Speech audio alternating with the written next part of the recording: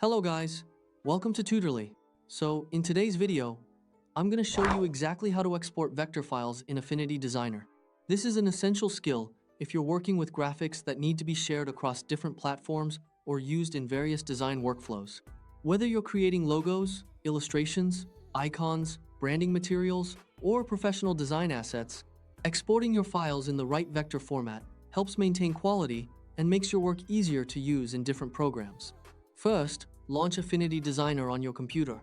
Once the application opens, you can either open your existing file or create a new one to get started with the export process. Before exporting, make sure your design is complete and properly organized.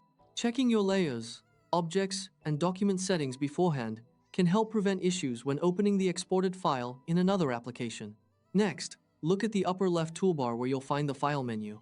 Click on File, and from the drop-down options, select Export. This will open up the export dialog where you can configure all your settings for the file you're about to save. The export window gives you control over how your design is converted into another file format. Choosing the correct format is important because different formats are designed for different purposes. Now, take a look at the left sidebar in the export window. Here you'll see several format options available for your export. The most commonly used formats are PDF, EPS, SVG, and PSD. These formats are particularly popular because Affinity Designer supports several vector-compatible formats to suit different workflows, whether you're designing for web, print, or editing in other applications. For example, SVG is commonly used for websites and digital graphics because it keeps designs sharp at any size. PDF is often preferred for printing and sharing documents, while EPS and PSD are useful when working with other professional design applications. For this example, let's say you select PSD as your export format. Once you choose PSD, you'll notice additional options appear. You can select whether to preserve accuracy, preserve editability, or choose Final Cut Pro X compatibility. Each option caters to different needs depending on what you plan to do with the file afterward.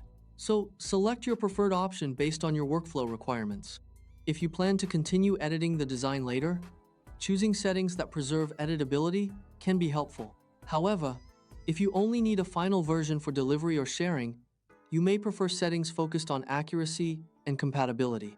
After that, navigate to the Area section, click the drop-down menu beside it, and from the options presented, select Whole Document. This ensures that your entire project is exported rather than just a selected portion or artboard. This option is especially useful when working on larger designs with multiple elements because it prevents important parts of your artwork from being left out during the export process. Once you've configured all your settings, click the Export button to proceed. This will open a file browser window where you can choose where to save your exported file.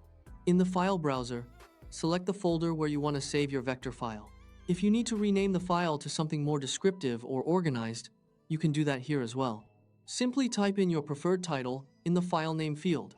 Using clear and organized file names can make your workflow much easier, especially when managing multiple versions of the same design or collaborating with a team.